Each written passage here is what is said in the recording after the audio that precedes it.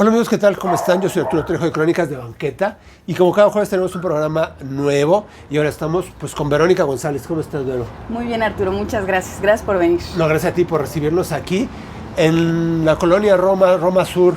Así es, están en Orion Kids. Bienvenidos, bienvenidas.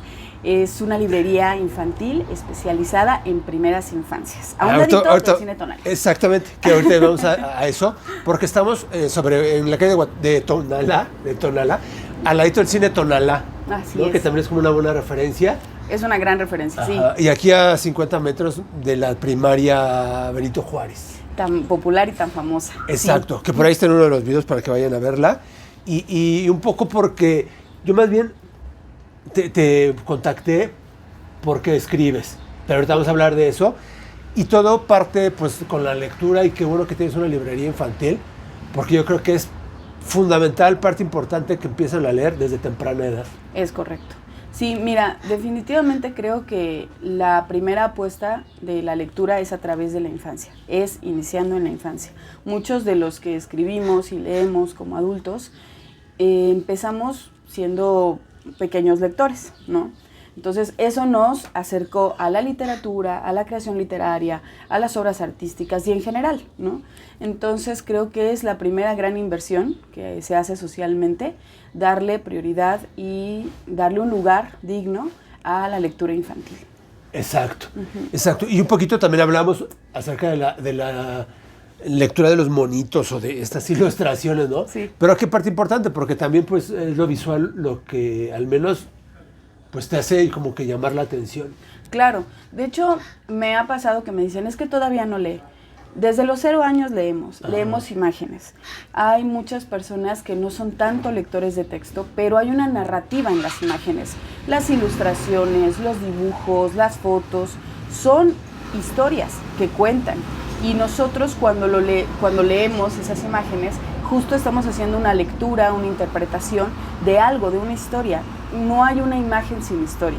Entonces, sí, los libros ilustrados son principalmente los libros infantiles, pero no necesariamente es literatura menor, al contrario.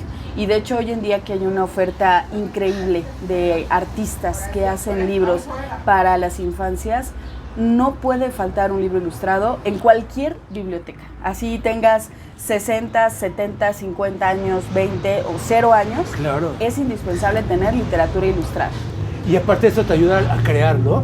Porque al Además, niño le desarrolla pues esta parte creativa de su cerebro, de qué ve en esa imagen y qué historia puede crear y contar.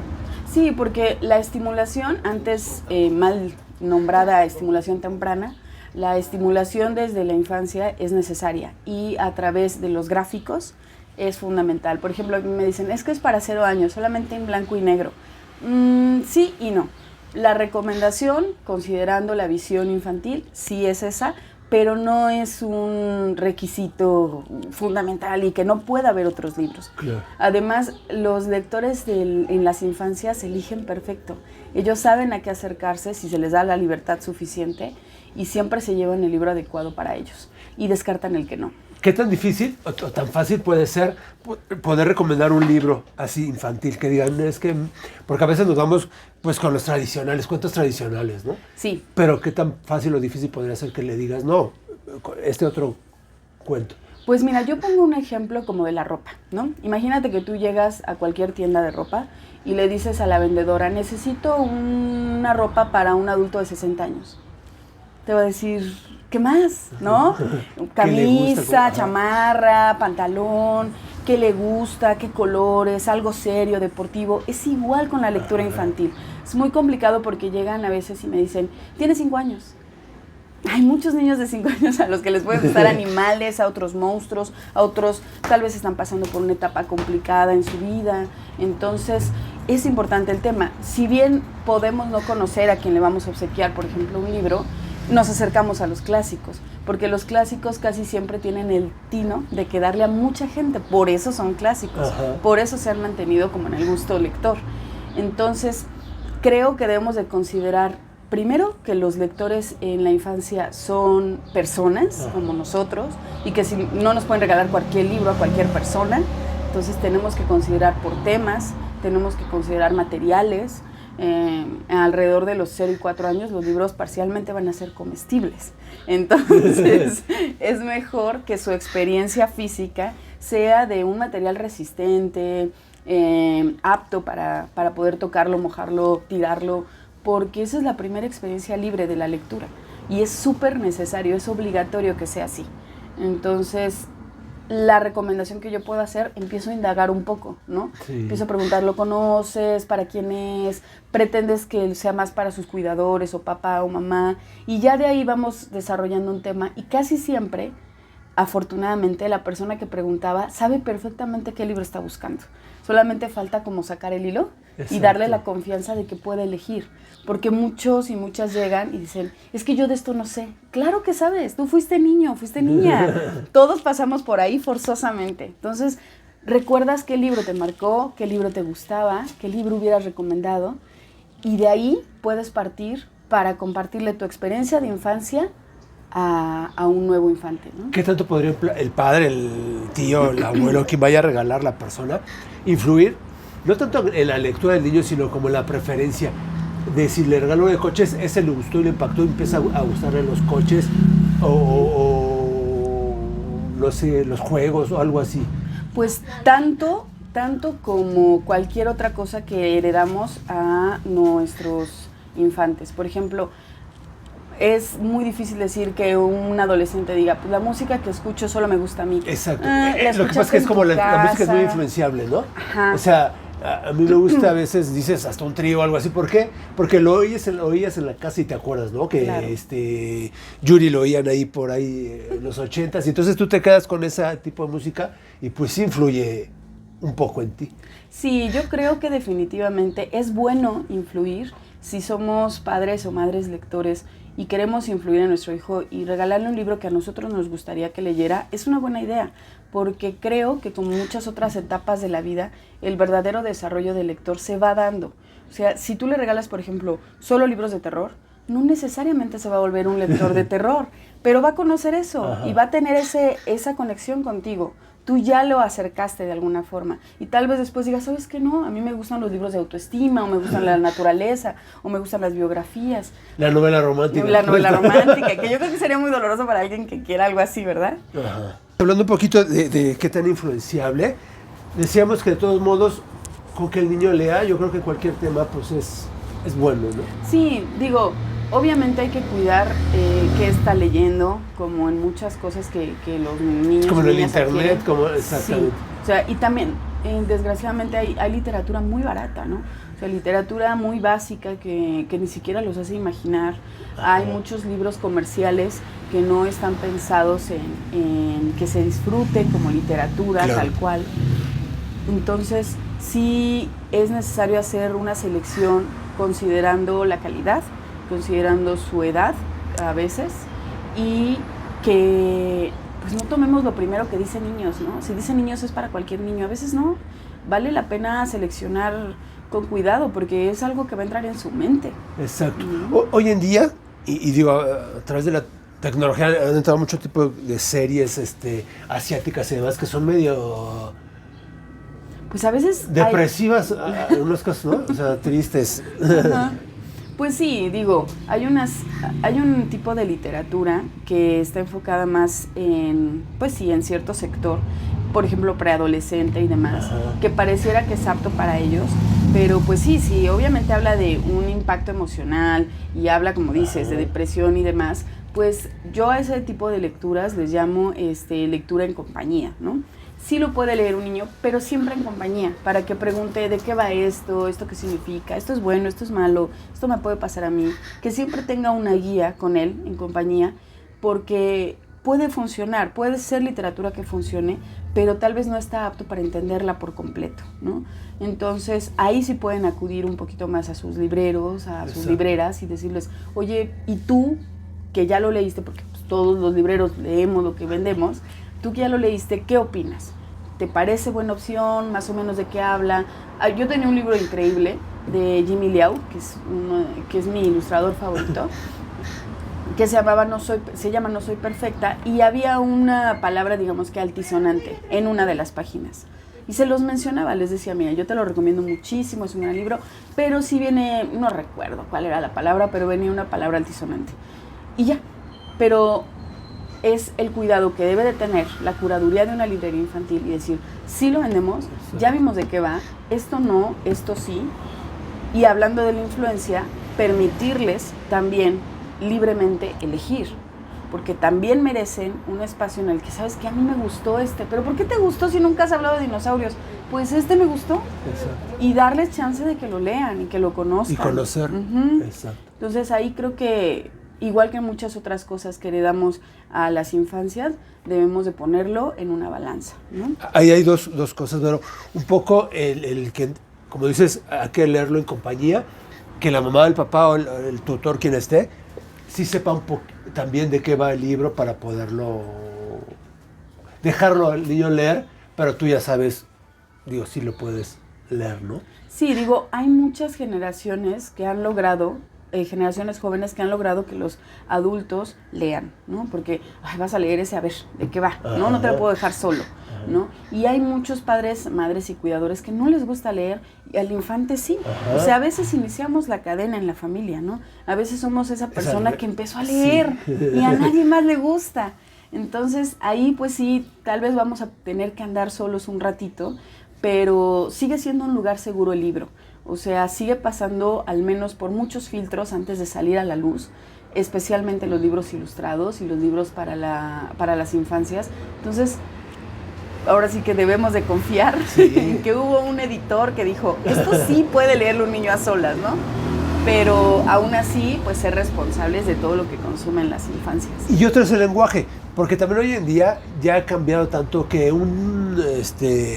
híjole, pues es que hay una palabra que comúnmente todo el mundo la dice, ¿no? Que va acompañada de otras y que lo he visto ya en las familias, que lo dice el hijo, el papá y la mamá.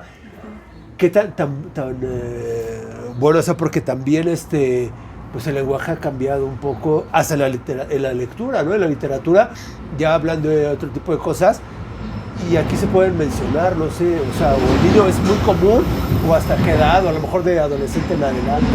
Pues mira, por ejemplo, en nuestro caso hay libros que me piden, por ejemplo, en prevención de abuso sexual, ¿no? De sexualidad, de corporalidad.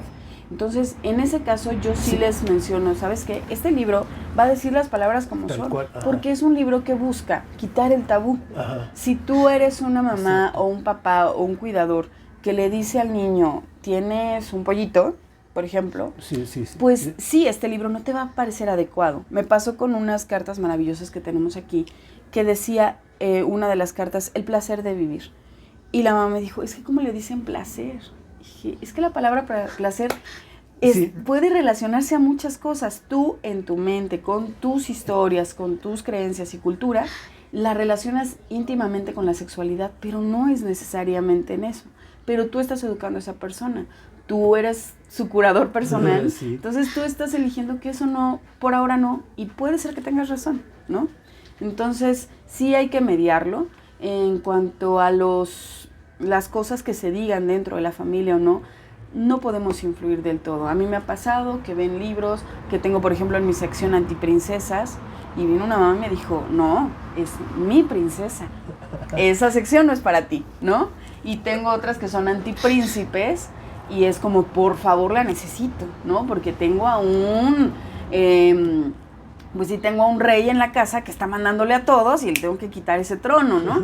Entonces, sí vale la pena abrir un poco el panorama y decir, bueno, existe esto, pero yo realmente voy a quedarme con esto, esto y esto. No necesariamente debo consumir todo lo que se consume. No es necesario. Sí, exacto. No es forzoso. Sí. Oye, y qué interesante, porque crear estas secciones también está padre. Está padre entonces venir a la librería y aquí tan solo no nada más los papás de los niños, sino los mismos niños vienen a escoger su propio libro. Claro, de hecho por eso tenemos libreros un poco más bajos. Por eso no tiene asientos. Por eso para adultos. Los únicos asientos para adultos es donde tú estás, donde yo estoy.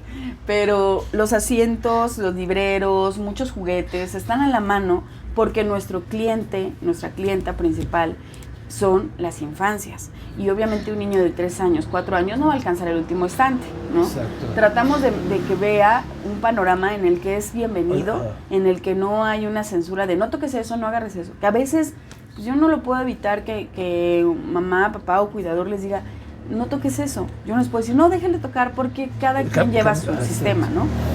Pero lo cierto es que el espacio está abierto a que lo toquen, a que tomen los libros. Las editoriales infantiles saben que algunos libros se van a dañar porque los van a revisar sus primeros clientes y muchas veces se los llevan, ¿no? Entonces, vale la pena la apuesta de que la librería también esté dirigida a las infancias. Es lógico, es congruente. Claro. Si somos una librería infantil y no son bienvenidas las infancias, pues perdemos toda lógica, ¿no? Claro, claro. Y aquí los niños, porque también el niño siempre dice, yo quiero este y este, como en el súper, ¿no? Sí. Y a la mamá le dice nada más, te llevas esto. Hay muchos papás y mamás que dicen, no lo voy a traer. Sí, yo elijo, porque les va a gustar muchas cosas, ¿no? En mi caso, yo, por ejemplo, les he comprado a mis sobrinos y sobrinas libros que sé que les gustan. Y cuando ellos han venido, me ha sorprendido los que toman. Porque son temas que yo pensaría que no les gustaría hasta que ellos lo ven y eligen. Ese experimento vale la pena. Sí. Yo sé que a veces la restricción es complicada, pero sí vale la pena saber ellos a qué estante se van a dirigir, qué libro les va a gustar solo por verlo y cuál se comprarían ellos si ellos tienen la última palabra. Sí vale la pena. Sí, exacto. Y también el niño ya se interesa, por ejemplo, en tener algún librero así que digas, es que así lo quiero en mi cámara, ¿no? Sí, aquí me han dicho varias veces, como yo quiero un cuarto así. Exacto. ¿No? Estaría padrísimo. Yo misma quiero un cuarto así. Sí. ¿No? Porque aparte tenemos, no tenemos de canto los libros, los tenemos de frente, pueden ver las portadas. Una de las socias fundadoras, que es la que se encarga de cómo se ve Orión, que es Marcela, ella dijo, vamos a ponerle trabitas. Yo no lo había pensado, vamos a ponerle estas trabitas para que no se vengan para enfrente. Vamos a poner aquí una escalerita que tiene un doble fondo. Todo esto está pensado no tanto en nosotras como adultas, sino que el niño va a querer ver el libro de hasta atrás y pues se le van a venir encima a los otros, ¿no?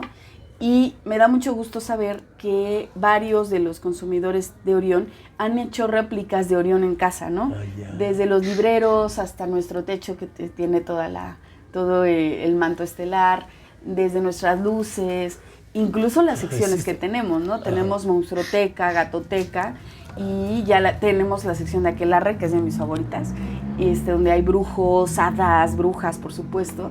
Entonces, y han adoptado esto de, ay, pues sí, por tema, claro, ¿no? Parece muy lógico. Tú vas a cualquier librería adulta, está por temas, por supuesto, ¿no? O por editoriales, tal vez. Pero las editoriales casi siempre, pues, eligen temas similares. Entonces, ¿por qué la sección infantil están todos así? En muchas librerías pasa. Pasas la sección infantil, se ve un completo desorden porque no se le considera un cliente importante, que haya que atender con cuidado y seleccionar cada libro y ponerlo por tema. Desgraciadamente en muchas librerías no se hace. Y librerías gigantes, de renombre, muy importantes. Entonces, aquí sí, en Orión sí. En Orión Kids, sí. ¿Desde cuándo está Orión Kids? Pues Orión acaba de cumplir 6 años. Inició entre 1 y 2 de noviembre, porque fue como la apertura un 1, el 2 fue como el oficial, pero realmente es 1 y 2 de noviembre, porque... Son puras chicas las que están, ¿verdad? Son 3 socias fundadoras. ¿Y lo decidieron en un aquelarre? ¿En el 1 y 2 de noviembre? Yo quiero pensar que sí, Mira, yo soy la librera y curadora desde hace 4 años, pero ellas, cuando decidieron fundar, que sí son muy mágicas las 3, ellas compartieron maternidad y compartían esta misma duda de ¿por qué no hay libros bonitos para niños? ¿Por qué los acomodan feo? ¿Por qué? Entonces se lanzaron este proyecto hermoso, como yo quiero una librería donde yo le voy a comprar a mis hijos e hijas los libros que quiero que lean. Entonces, cuando inicias desde esa postura tan digna, tan amorosa, obviamente no puedes hacer un mal proyecto. Claro. Y de ahí ha venido el resto, ¿no? De ahí decidieron, por ejemplo, cuando yo entré, yo soy librera. Yo antes de esto ya era librera. Entonces decidieron tener una librera. Traje algunos de las editoriales que ya conocía en la otra librería donde trabajé. Entonces empezó a crecer Orión, más como librería, porque antes tenía como algunos objetos y más cositas, pero pues hoy en día queremos creer que nuestra selección es la que atrae, la selección de libros, que dicen, sí, yo vi este libro en Gandhi, pero cuando regresé no lo pude volver a ver, no sabía dónde estaba, no me lo volvieron a surtir, y aquí está en la sección de ecología, el libro de qué pasa con Tetra Pak, de Gato Blanco, ya sé que está ahí, ¿no? Por ejemplo. Entonces, ese cuidado creo que nos ha dado un nombre importante y tenemos socias fundadoras lectoras, mamás, que se preocupan por qué se está vendiendo. Y en mi caso yo soy lectora de tiempo completo. Yeah. Entonces, pues sí, no te estoy vendiendo un libro que no haya leído. ¿No? Exacto. Pero yo creo que sí es como complicado, a lo mejor por el tema de que es de niños, pero como dices, si son mamás y saben de lo que están hablando, pues yo creo que es perfecto para poder pues, hacer esto como lo están haciendo hoy en día, ¿no? Sí, y todos colaboramos en la curaduría. A veces Gina, por ejemplo, me comenta, ¿sabes qué? Conocí esta editorial y está padrísimo, deberíamos tenerla. Entonces yo la busco y logramos que venga. Guille, que es otra de las socias fundadoras, también me comenta, este libro se lo comentaron en la escuela a mis hijos, está padrísimo, vamos a buscar tenerlo o algo relacionado. Entonces todas alimentamos el alma de Orión, ¿no? Por decirlo de alguna manera romántica. Pero sí es un trabajo de consumo. O sea, en este caso, a diferencia de muchos negocios, el que tiene el negocio sí lo consume. Sí, nosotras compramos libros ilustrados, nos gustan, independiente a Orión o no, nos gustan esa clase de literatura, a las 4. El ramo editorial también ha cambiado un poco lo que son las editoriales y se ha vuelto más un poquito el proceso como editoriales independientes, ¿no? Con libros independientes, y eso es lo que ha hecho pues hoy en día esta industria editorial. Yo creo que aquí también vienen muchas editoriales independientes a ofrecer sus libros. Sí, la verdad les agradecemos mucho porque a veces no hay tiempo de buscar nuevas caras, ¿no? Nuevos proveedores y proveedoras, y nos han llegado algunas cosas maravillosas. Por ejemplo, en cuanto a editoriales infantiles en México, yo creo que la que tiene la medalla de oro definitivamente es Petra. Petra, el tipo de libros, la ilustración, la apuesta editorial que tiene está muy, muy, muy por encima de muchas editoriales. Hacen un trabajo increíble y es mexicana.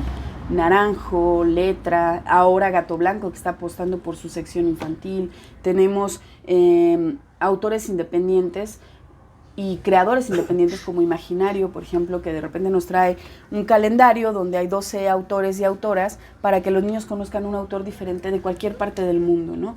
Y tal vez no nos trajeron un libro, pero lograron que el niño lea 12 libros diferentes al año, ¿no? Entonces, y eso se hace en México. Es gente que viene directamente con su carro, que ellos se encargan de imprimir, que ellos lo traen aquí, y eso, trabajar directamente con la gente que crea, es una fortuna que no tiene precio, de verdad. O sea, que tú le puedes decir, ¿sabes qué? El libro que hiciste pegó mucho, gustó, se lo llevaron, les encantó. Decírselo directamente sin un intermediario gigante o un océano de por medio, que también nos pasa, es muy lindo. Tenemos obviamente libros de distribuciones de Europa, de España, de Argentina, de Inglaterra, pero es muy bonito tener libros mexicanos en una librería mexicana, con autores mexicanos, ilustrados por mexicanos. Los autores mexicanos, ¿qué tan difícil es competir pues contra los cuentos de Grimm, ¿no? Que son clásicos completamente, contra Antoine de Saint-Exupéry del Principito? Estos libros que ya conocemos, pero que te venga un cuento mexicano y que, o sea, apostar por él, pero qué bonito que pueda suceder, ¿no? Sí sucede. Fíjate que afortunadamente en México, a pesar de la injusta medida que dicen del tipo de lectores que somos, ¿por qué es injusto? Porque comentan que en México se lee medio libro al año, pero es porque nos ponen a todos en la misma canasta. O sea, somos, no sé, 80 millones de mexicanos, y de esos 80, los que leemos, que podemos ser 1 millón, leemos un libro cada semana. Sí, cierto. Entonces no es cierto. Sí. No, les repartimos a todos nuestro número, ¿no? pero lo cierto es que los que somos lectores vamos a presentaciones de libros, consumimos a nuestros amigos escritores y escritoras, compramos su libro, lo compramos en librerías independientes o no, y en este caso, por ejemplo, yo te puedo decir que el libro más vendido de enero, de lo que llevamos de enero del 1 al 15, es de nuestra socia fundadora, de Gina Jaramillo, que es una editorial, es editorial Alfaguara, es El Guardián de los Quesos. Ella lo escribió desde su maternidad, desde su vivencia en casa, desde su creatividad y con generalmente la idea, que Gina ya me corregirá, pero de entender que todas las familias son diferentes y que la estructura familiar no tiene que ser forzosamente la nuclear. Ese mensaje importantísimo, ¿no? Claro. Entonces, claro que me encanta leer a los hermanos Grimm. Yo inicié mi lectura infantil con los hermanos Grimm, pero voy a comprar El Guardián de los Quesos y voy a ir a la presentación de Gina y voy a pedirle que me firme y lo voy a recomendar. Claro, claro. ¿No? Y aquí lo vamos a recomendar. Entonces, ¿es El Guardián de los Quesos? El Guardián de los Quesos ¿De Alfaguara Gina Jaramillo. o...? Alfaguara de la casa Random House, por supuesto. Y lo pueden encontrar, obviamente, aquí en Orión. Claro. Pero en todas las librerías del país está, en todas. Orión se encuentra, Orión Kids, Tonalá 246. 257B. 257B. A un ladito del Cine Tonalá. Y entre el Cine Tonalá y Orión van a encontrar a nuestra librería hermana, que es La Moraleja, que también es una belleza. Es nuestra hermana mayor porque pues ahí hay libros para preadolescentes, adultos y más, ¿no? Que también tienen su sección infantil, por supuesto, ¿no? Porque nos pasamos la estafeta, ellos son un poquito más nocturnos y nosotras somos más tempranito. Totalmente, es matiné aquí. Sí, pueden venir al cine, luego a Orión, luego a La Moraleja, o sea, somos un pequeño centro cultural, la verdad muy, muy maravillosa la cartelera del cine y la comida es excelente y súper deliciosa también. Ah, mira, ya ves. ¿Y hacen ustedes aquí presentaciones de libros infantiles con público infantil, lecturas? Sí, claro. Sí, mira, la última presentación fue precisamente del Guardián de los Quesos y de otro libro que tengo por acá, que se llama ¿Dónde está el arte? ¿Dónde está arte? Que es maravilloso también. Estaba Caterina Álvarez. Caterina y Gina estuvieron en la presentación, obviamente vienen muchos infantes. Una parte de la presentación fue leer en vivo el libro, írselo pasando, sentados en el piso, fue aquí en la terraza del Cine Tonalá, porque una presentación de un libro infantil no va a ser la mesa diciendo cuánto disfruté escribir este libro, ¿verdad que lo disfruté? Sí, lo disfruté, y todos diciéndonos cuánto se disfrutó, ¿no? Que son normalmente las presentaciones del libro, que son hermosas, pero en cuanto a la infancia, pues no le vas a decir a un niño, oye, fíjate que yo lo edité hace 3 años, y cuando lo empecé, va a decir, ¿de qué va? Dime de qué va, o si puedo leerlo, lo voy a leer, y me lo voy a llevar, ¿no? Y fue un rotundo éxito, nos acabaron los ejemplares ese día, y como te digo, ahorita es el libro que más vendí, pero precisamente porque hay un acercamiento humano, porque viste a la autora se sentó contigo en el piso a leerlo. O sea, yo lo pienso, mis primeras experiencias como lectora fue con Luis Pesetti, y yo decía, pues ahí está aquí cantándome, ¿no? El del disco, y era como, wow, ¿no? Y está hablando de literatura, qué hermoso. Entonces, claro que influye la experiencia absolutamente vivencial y el objeto físico y amoroso que es el libro. Entonces, sí, México tiene excelentes escritores, excelentes ilustradores y artistas, y vale la pena comprarse un libro mexicano en México, tanto como comprarse el último libro de Ana Llenas de España, que es maravillosa, como el último libro de Oliver Jeffers, como el último libro de Jimmy Liao. Es igual de valioso, sí. Y para el niño es importante esta interacción que tiene con el autor, pero para el niño es más físico, ¿no? Que se vea más palpable, o sea, el acercamiento debe ser... Pues sí, vivencial. Exactamente. Porque tú no me dejarás mentir, es lo que te digo, siempre podemos usar la referencia de la infancia porque todos pasamos por ahí, pero ¿recuerdas más cuando te leían? Unos hace poco y otros hace mucho. Sí, pero forzosamente pasamos por ahí, ¿no?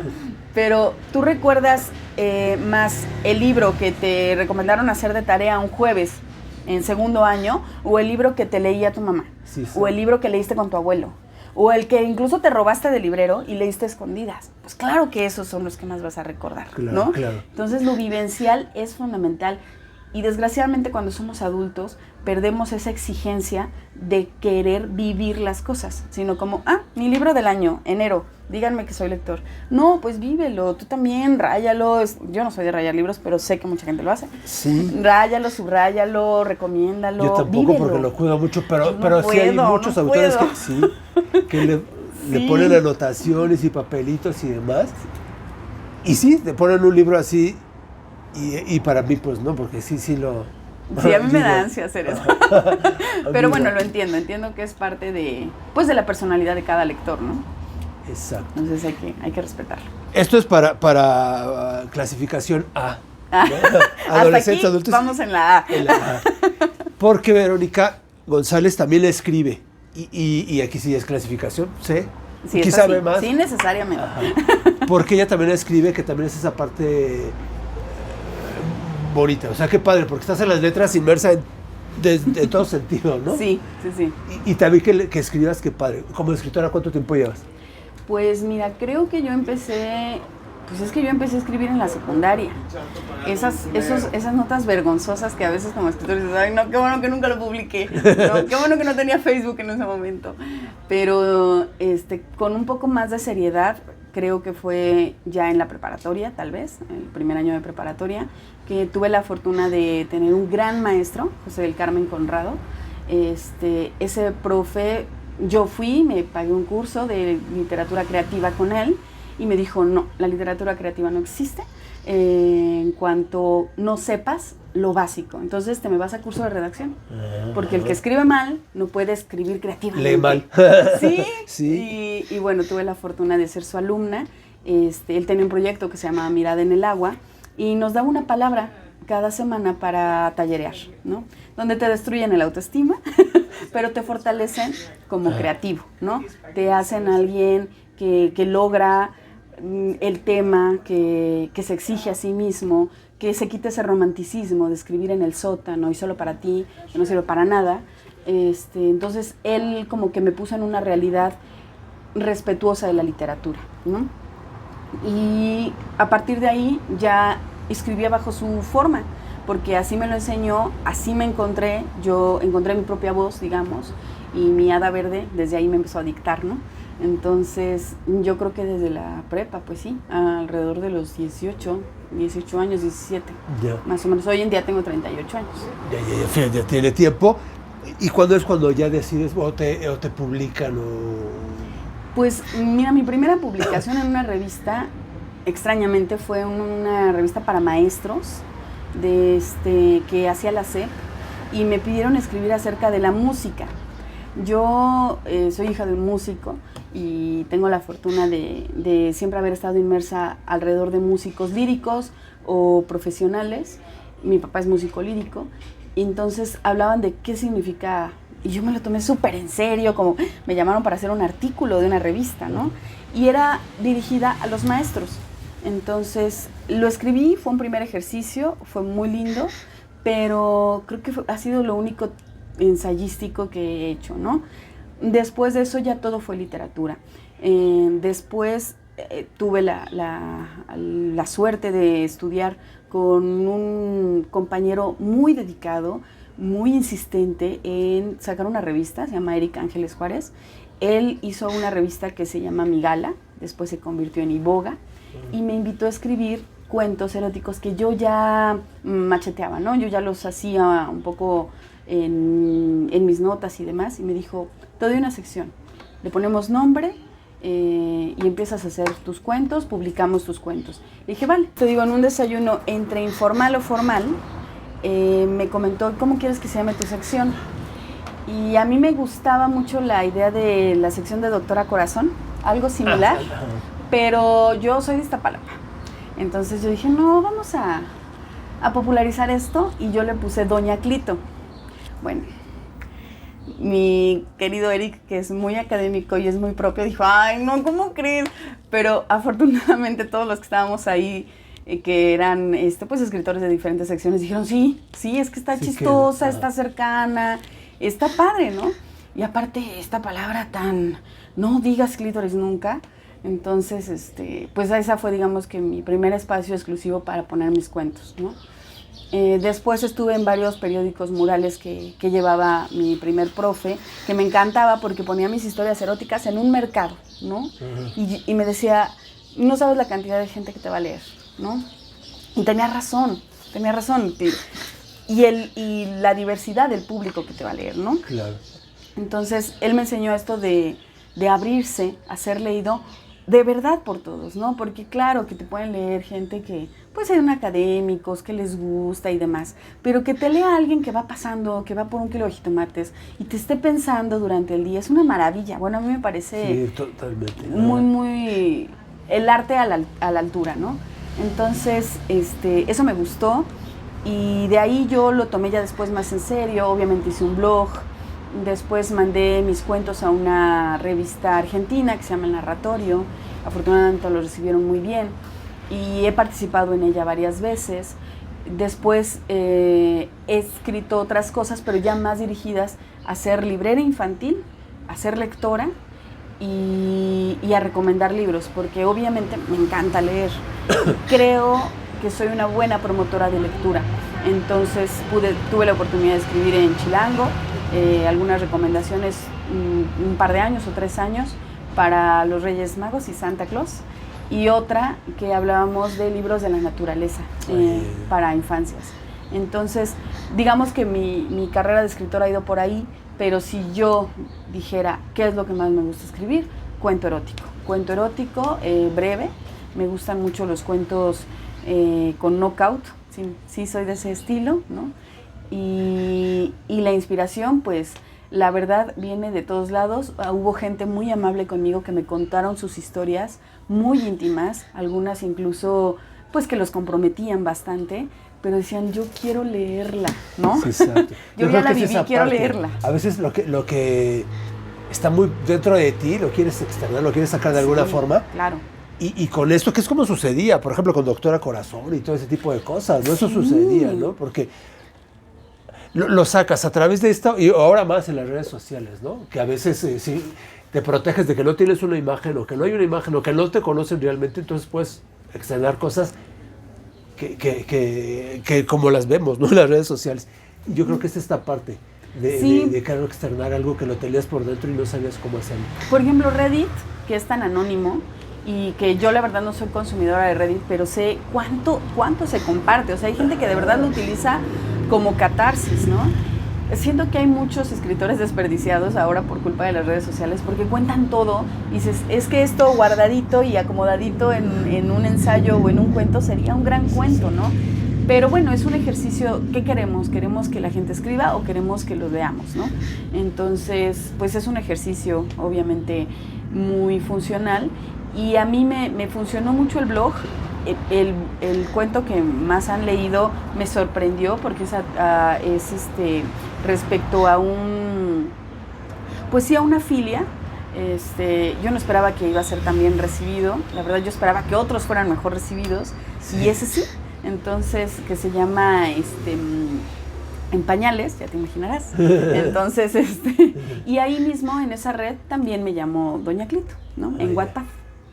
Ya para que te lean también ahí, entonces. Sí, que me botaron de muchos blogs por el tema. Sí, exacto. Me censuraron en varios espacios donde yo subí el cuento y me decían, esto sí, no sé qué. Entonces, y un poco también los hasta ahora algoritmos, no me ha dicho nada. A lo mejor también un poco los algoritmos, Sí. ¿no? Que no puedes poner ciertas palabras. Tenía una página en Facebook y bueno, olvídate. Sí, recibía material pornográfico no solicitado todos los días. Entonces, sí, Facebook eso también es el... Ajá. Facebook, lo que hablábamos hace rato de que YouTube y Facebook ponen filtros muy duros, afortunadamente en algunos casos, y en este caso, pues sí, yo dije, no, Facebook no puedo mantenerlo con Doña Clito, pero Twitter, cuando se llamaba Twitter, sí, y Wattpad hasta hoy en día solamente 2 historias me las limitó un poquito de público, pero no me las bajó, no me las quitó. Entonces, y Narratorio, la verdad, siempre que les he enviado cuentos de ese tipo, nunca me han dicho, no, te pasaste. Es una revista muy, muy abierta, se la recomiendo bastante y todo el mundo puede acceder a ella porque además es gratuita y en línea. ¿Cómo se llama? Narratorio. El Narratorio.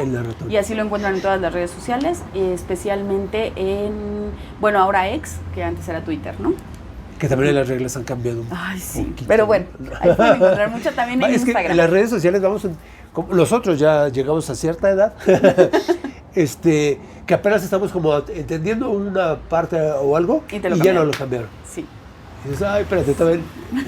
Me estaba adaptando, sí. Pero el narratorio tiene una versión ISU muy bonita, muy linda, que pueden leer cómodamente, y ahí también he participado, y la verdad, desde la selección de las imágenes, a mí me ha parecido muy, muy atinada y me gusta mucho lo que han hecho con mi trabajo. Ya para terminar, Vero, Sí. ¿qué opinas de los libros digitales y los audiolibros? Ya tanto para niños, infantes, hasta nuestros días. Uh-huh. ¿Qué tan bueno puede ser? A lo mejor con un niño, afortunadamente puede que no, porque el libro a veces te cuenta las historias, a veces ves que tienen ahí los cuentos, son más tácticos, o sea, de que tú... Táctiles. Ajá, a lo mejor ahí no tanto el digital, pero el niño ya también está súper acostumbrado, ya su dedito está, Sí. pero súper acostumbrado a un celular.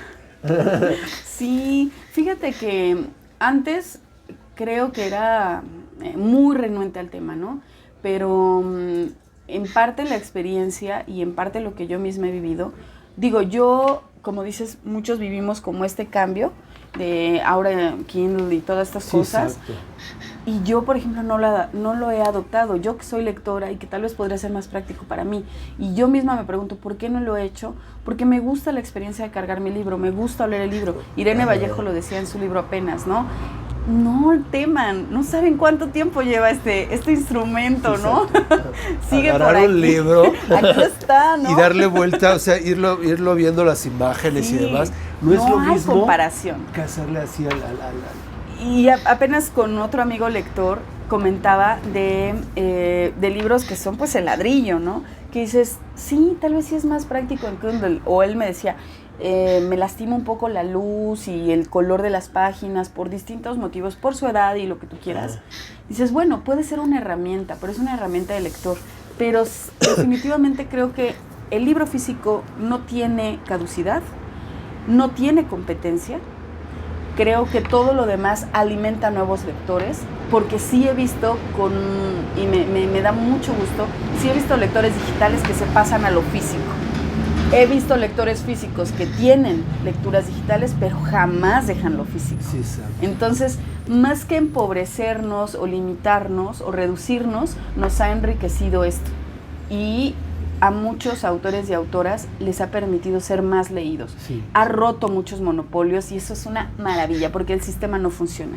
Entonces, romper el monopolio de que forzosamente deba ser impreso por tal editorial gigante y no escribirle y tener millones de lectores, es bueno, es una buena postura social, es necesaria. Por la inmediatez también, ¿no? Sí, que tienes ahí tu quiero libro publicar hoy, quiero que hoy me lean y poder lograrlo. Pues sí, los medios digitales son la opción. Exacto. Y la verdad, en mi caso, los cuentos digitales que he tenido los he podido corregir y corregir y corregir. Sí. Nos dicen que los estudiantes de literatura publicamos nuestros errores y tienen razón. Hay mucha gente que publicó en la edad universitaria y están como, ay, ¿por qué lo hice? ¿Por qué no me esperé? ¿No? Que es mi caso, ¿no? Por ejemplo, yo nunca he querido publicar un libro porque quiero que madure. Quiero publicarlo con todos los sentires dirigidos hacia el mismo punto y aún no he llegado a ese lugar. Entonces, lo digital ha sido mi espacio. Sí, sí. Pero es como dices, yo por ejemplo sí combino las dos. Cuando quiero inmediatez, porque tengo que entrevistar a alguien y necesito leer su libro, pues por supuesto que me voy a Amazon o me voy a Google Play Books y lo tengo, ¿no? Pero tengo libros de cabecera, los que siempre tienes y que quieres leer, ¿no? Uh-huh. Los compro impresos y los voy leyendo y los voy disfrutando. Eso es lo interesante. Sí, como dices, la accesibilidad. Ajá. La accesibilidad es indiscutible, definitivamente. Y lo costoso que es un libro hoy en día sería muy inconsciente de nuestra parte decir, ay, ¿por qué no compran el libro? A veces no se puede. A veces lo digital es la opción. Sí. Y no podemos cerrarle las puertas a nadie que por falta de dinero, así de bruto como suena, no pueda acceder a leer. Es injusto. Entonces, sí debemos de considerar lo digital como que ese tema una también es complicado porque dices, ¿cómo es posible que hay literatura muy económica? Hay editoriales que hacen sus propios promociones y ponen libros muy económicos, muy accesibles, ciertos días, en cierta temporada o algo, aprovechen eso, porque a veces nos gastamos en un café, en estos que ponen tu nombre, en el vasito y demás. ¿Cuánto nos gastamos? Y un libro le ponemos peros y pretextos al por mayor. Sí, también lo que te decía hace rato, es mediar, ¿no? O sea, obviamente, si yo en mi caso, cuando era estudiante, pues yo compraba mis libros con mi trabajo. Siempre tuve el apoyo de mi familia, pero sí había libros por gusto que tenía que comprar y decía, pues pasaje o libro, ¿no? Sí, entonces lo juntas y lo que tú quieras y tienes unos que ratos caminando, sí. Pero a veces sí dices, ¿por qué pedí ese Uber? O sea, ese Uber fue de 200 pesos y me pude haber comprado un libro de ese costo y lo puse como prioridad. Entonces, sí vale la pena aceptar que a veces no son costosos, que a veces no queremos comprarlos y que siempre en México hay opciones maravillosas, como los lugares de segunda mano, como las librerías de viejo, como las librerías independientes que siempre tienen una sugerencia en descuento. Sí. Entonces, abrirse a no querer leer exclusivamente el último libro que salió, ¿no? O sea, hay libros que tienen 1 año y ya solo con ese año tienen un costo mucho más reducido, ¿no? Entonces, no cerrar esas puertas, ¿no? No cerrar esas posibilidades, ni casarse con el canon. El canon a veces no es todo. Sí, exacto. Pues gracias, Vero. Gracias por dejarnos entrar aquí a Orion Kids. Gracias a platicar un poquito de niños y de todos los temas. Muchas gracias. Y pues que lean lo que nosotros les decimos es que lean porque les va a ayudar. De verdad y les va a gustar y van a aprender muchísimo y van a conocer. Sí, dense la oportunidad de leer un libro ilustrado. Aunque ya estén en el pedestal de lector máximo y súper culto, dense la oportunidad de verdad de hojear un libro ilustrado y verán lo mucho que tenemos que aprender como lectores adultos, lo mucho que hemos dejado atrás por poner nuestra última calificación de Google Books. Y por ahí, y por ahí decía, ¿no? Que solo leíamos con dibujitos. No, pero es que luego a veces también nos ilustran lo que queremos decir o lo que está escrito y que decimos, ¿cómo sería? ¿No? Porque a veces, ¿cómo sería para imaginarme más o menos? Yo que hago crónica, pues sí necesito guiarme de la imagen, ¿no? De la foto y eso. Pero sí hay veces novelas y demás que dices, bueno, ¿y cómo? Yo me lo imagino de una forma, pero ¿cómo sería? Además te puedes estar perdiendo artistas. Pensemos que los ilustradores no necesariamente son personas que dibujan, no es una monografía. La persona que ilustra un libro se comprometió con la historia, te está contando, es una narrativa y vale la pena consumir ese arte, ¿no? En mi caso, de verdad, les recomiendo, y con toda la precaución de que van a tener que invertir en eso, Jimmy Liao, de verdad es un artista espectacular que narra con sus imágenes todo un sentimiento. Es un artista taiwanés, además del texto y de las cosas maravillosas que realiza como escritor, es un ilustrador que deben de consumir sus ojos, deben verlo, por favor. Nos damos esa recomendación. Gracias, de verdad, muchísimas gracias. Y nosotros, pues bueno, nos vemos el próximo jueves con otra entrevista más aquí Crónicas Baqueta presenta. Muchísimas gracias. Gracias, Arturo. Gracias a todos y todas. Los esperamos.